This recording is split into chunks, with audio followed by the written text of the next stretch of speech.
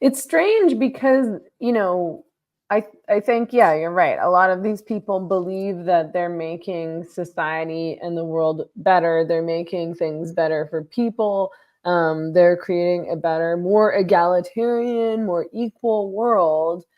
Um, but the reality is, like, if you think about it or you have any wisdom at all, you know that the things that bring joy and happiness and meaning in life are just person to person relationships, or, person to animal relationships, dogs, um, your family, the people you love, your friends, just doing, I mean, semi sort of mundane things like singing and dancing at the bar, having dinners, celebrating tradition, things like that. So all this effort to create all these new technologies to digitalize life seemed to me to be the very opposite thing that anybody would want if they were trying to create a happier life.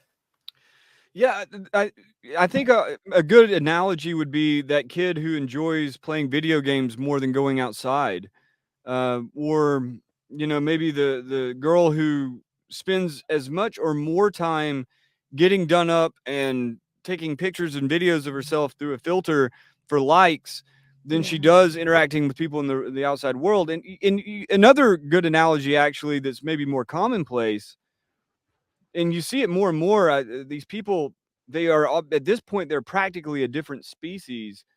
But people who can't hold a conversation or hold an idea or a train of thought for very long, they're always distracted and they're always kind of turning to their phone. They are already basically, they might as well have a brain chip, so at least they're not annoying you with the screen constantly being brought back into the equation. Right. And they become very, very uncomfortable outside of that. And that again is part of the psychological and sociological transformation that has already happened. And Steve Jobs thought this would be wonderful. In some ways, it is. I mean, I'm not. If again, if it wasn't, if there weren't upsides, none of this would matter. But those of a more luddite inclination and those who kind of miss, either nostalgically or for sound reasons, the older way of life that we had pre-digital, and at least want it to endure side by side with the digital. Um, we look out at this and it just looks either monstrous or clownish. It's certainly, again, it's aesthetically unappealing. It's not the kind of people that we want to be around. So yeah, I do have, actually, again, I have hope that enough people, either through maybe just the kind of low level of tech that their society has, or through the kind of conscious decision to at least limit and roll it back, that what we think of as human, which again is very, very different than what was human 1,000 years ago, but still we're working with what we got. What we think of as human will in fact endure and will be transmitted to future generations, but it's going to be side by side with this very bizarre techno culture. And another major problem we run into, you're talking about the kind of pressure to use, for instance, generative AI. That's going to be a real, real problem, because to the extent that the public has a taste for it, which is growing, and to the extent that those technologies give a critical edge, just if nothing else, in speed, right? You can Mm. produce an image really just immediately. You can produce lines of text immediately, so on and so forth. And everything else from automated uh, store kiosks to autonomous vehicles, to whether or not you go out to see a drone swarm light show, or you go look in, spit into a canyon.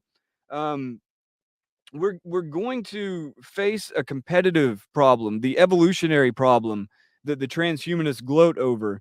And I don't see any reason to assume that these radical interventions are necessarily going to be long-term evolutionary advantages, as they are in a digital ecosystem, right? This is an artificial ecosystem. This digital ecosystem, yes, the better technology gets you farther ahead in a digital ecosystem because it's a fucking digital ecosystem. It's not organic society, and it's certainly not the wider ecological realities that we live within. So I think that there's every reason to be skeptical, even of the long term evolutionary advantages that are supposedly going to come from radical genetic engineering, or the long term evolutionary advantages of turning over significant portions of our cognition to advanced algorithms and even advanced artificial intelligence. It's quite possible that all of those will lead us to the wirehead. This comes from a transhumanist, by the way, but the wirehead dilemma. In the 50s, there was a guy, I believe his name was James Olds, and he was a neuroscientist working with mice. You've probably heard of this experiment, actually. And basically, he found the pleasure centers with electrodes, and he had a lever that the mice could push in order to just shoot their brain with dopamine or whatever the good juice was. And one by one, the mice became very uninterested in each other, in food, and they just kept Mm, wanting to push the lever until they would basically collapse. And so it's this wirehead dilemma, this idea that the technology, however short term, or however many there are short term benefits there are, that long term what it's doing is it's fucking your brain up, and it's making you passive and docile and lethargic. And ultimately, no matter how good it feels right now, it will represent a sort of genetic bottleneck in evolutionary terms, that those who adopted the radical technologies may in fact be those that we look back on historically and say, my God, what happened? Well, why did they think that would work? I'm kind of banking on that. And honestly, I am not the Darwinian God, nor am I the God above nature. So I don't dare try to predict what's going to happen in the coming eon or eternally.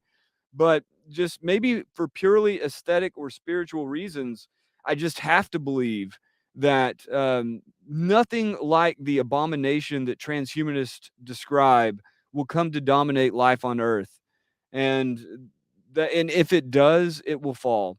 And I could give you 1,000. We could go on for 2 or 3 hours. We could go on for days about all of the rationalizations that I've made and all the scenarios I've wargamed, but those are really unimportant. What's important is the deep aesthetic drive and the deep moral sense that turning your humanity over to the machine is something profoundly blasphemous. It's profane, and the entire quest to do so is on par with the Aztecs and the very beautiful culture they created, but at the heart of it was something very, very dark, and it didn't last forever. And so, yeah, I mean, call me a redneck monkey man if you will, but I am convinced that those swinging from the trees will do just fine, even if we occasionally get hit with drone swarm strikes or whatever happens. We'll see.